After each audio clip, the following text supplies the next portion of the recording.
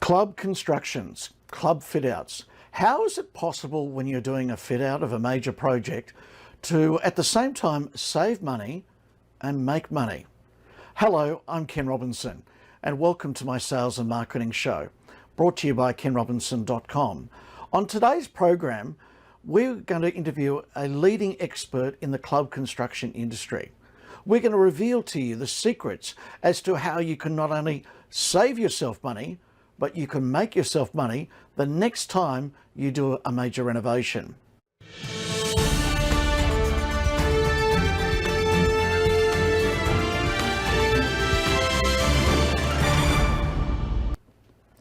And my guest on today's program is Peter DL from Merlot Constructions. Hello, Peter. Welcome to the show.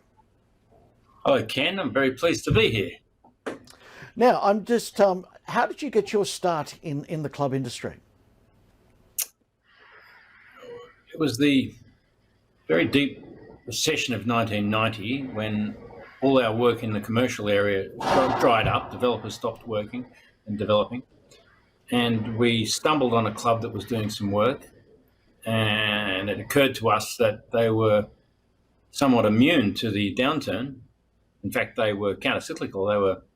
They were expanding, rising during the recession, because everyone was going to clubs instead of more expensive venues.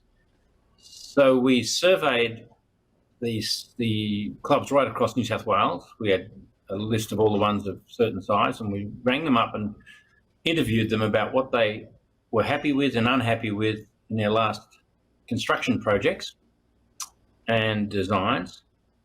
And we learned an enormous amount by doing that. And we also got some leads that led on to us winning some club work and changing the direction of our company. And so that's 30 years ago. Yeah, it's interesting. I'm just going to bring up your website here. And as we can see there on the screen, it's Merlot Constructions, which is Peter's business. The headline reads, how a club saved $1.5 million and increased their gaming revenue by 33%.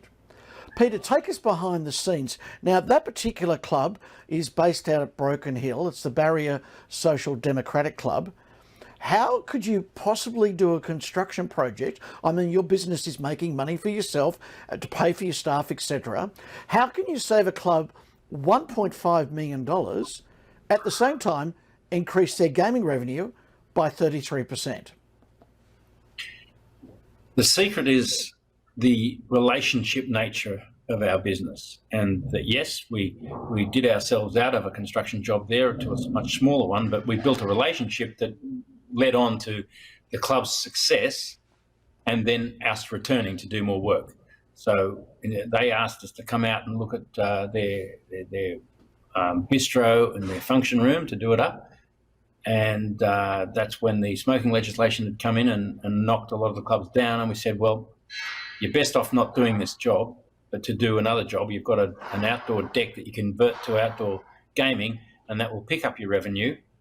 And when that picks up, call us back to do the other works. And they were a bit confused that a builder had come out from the big smoke and done himself out of work. But we're playing the long game, and it works, and it's more satisfying, and it's beneficial to both sides. The club gets the most valuable thing we've got is the insights from our experience, and we give that away for free. So based on your experience, I mean, one construction project probably is very similar no matter what the building is. What advice would you give to people who are looking at hiring a commercial builder? What are the telltale signs from your experience that someone could get ripped off if they go ahead with a certain builder?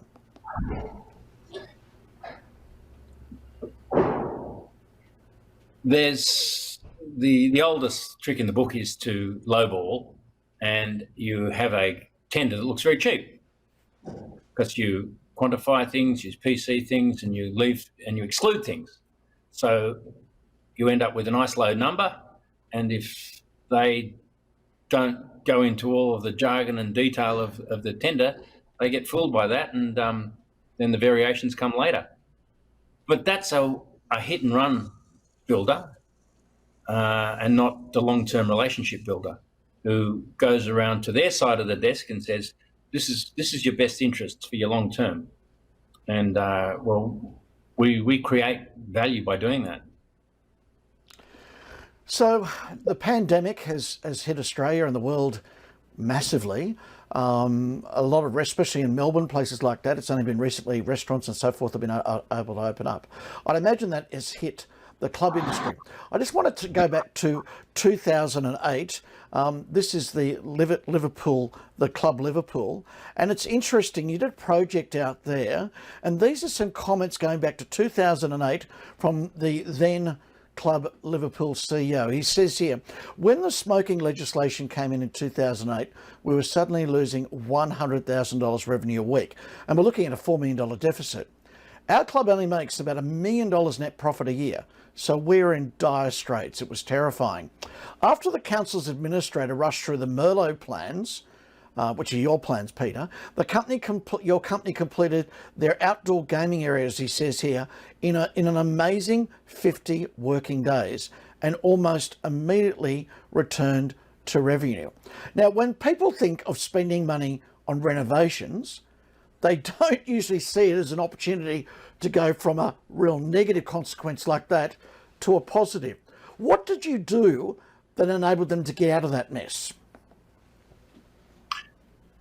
We recognised that they needed outdoor gaming really quickly, and we recognised where they could fit that in their building, and we went and suggested it to them that we could, with their help, get the plans through council very quickly and get them back into profitability very quickly. And they looked at what we had to propose and said, "Yeah, that sounds great," and it happened. It was a terrific result. So is that a common occurrence? I mean, have you other examples of where, trading has been tough and you've been able to go in? I mean, in a sense, you're Club Fitout specialists, and I imagine that a lot of things have changed in clubs over the decades. Have there been other examples where you've been able to go in and change a layout, and that's actually helped people increase their revenue? Oh, absolutely. Getting that attractiveness out of a gaming lounge works every time. It pulls the punters in. Getting the right association of spaces between the dining and the gaming to get the right through traffic past the gaming, it works every time. And it's just a matter of using experienced expert people in this field, and not designers that are just from general commercial areas, but people that really know how the club business works. And that must be hard because a lot of people, when in their own area they're considered an expert, it's very easy to make that mistake that because you're an expert in one area, you're an expert in another area. That you must come across that a lot. And that's a fantastic question, really. And that's an easy trap to fall into. But yeah, there's designers that are great at decoration, but are really not experienced and expert at layouts, floor plan layouts. They often do not go together. So yeah, it's a question of knowing who the best experts are at what roles and how to use them. And that's our job. Now, in one particular case, I'm just going to bring up your newsletter here on the screen. It says here, how clubs slashed wages bill by 30%.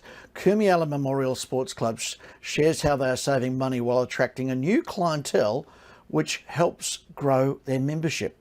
Now, when I think of construction, I don't marry the two with slashing wages bill. What did you do there that enabled them to actually save money on their staffing bill? It's all in the design. They wanted to open up their club, and by opening it up, we said, well, we can combine your cake stall coffee shop with your general servery in your main sports lounge into one unit. And suddenly they didn't have to pay the extra wages of having a person in each place. And it also looked better and was better designed. But yeah, no, the designs can just optimize labor costs. reduce labour costs. Now, in another instance, and I want to take you to a club here. Let's take this one here. Builder saved club $200,000. This is Club Naruma, $200,000, and food sales grew by 35%. What was the secret to that particular success? That was a redirecting of where the crowds would be queuing up for a bistro. Instead of ploughing right through their main mixed lounge, we moved it right round for the bowlers' lounge, became a bistro, and the queues were around there. So it just by moving the new kitchen to have a different serving point, had a much more efficient use of the existing space of a club. So it was like they suddenly got a bigger club, even though it was the same footprint. Now, the purpose of today's show is to look at ways, and I mean, this just doesn't apply to club construction. This applies to any form of construction. Looking at ways of saving money at the same time, getting a profitable return. Based on your experience in commercial construction, if you had a friend who did not have your knowledge, what would be a couple of key tips that you would give them and advise them to do before they signed on the dotted line with the first tender document from a builder that looked half decent? That's a good question. They've got to say, how do I feel about these people? Do I get a good gut reaction that these people are really out to help me? And has there been any signs that they've used their experience to help me up front? Or are they just going to have some sort of legal advantage over me by a fancy tender document with a low number?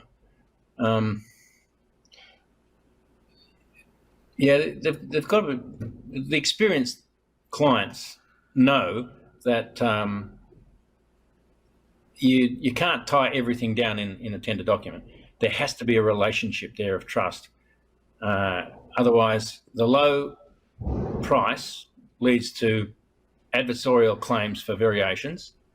Relationship breaks down, and you lose efficiency in the whole construction process when that relationship breaks down. Everything's being, there's suspicious atmospheres, and everyone spends so much time covering their backsides with lots of email wars.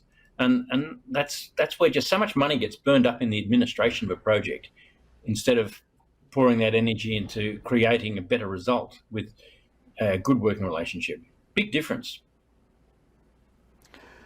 And at a time when the pandemic has really impacted a lot of businesses, how has it impacted the construction industry? Are you finding that work is hard to come by?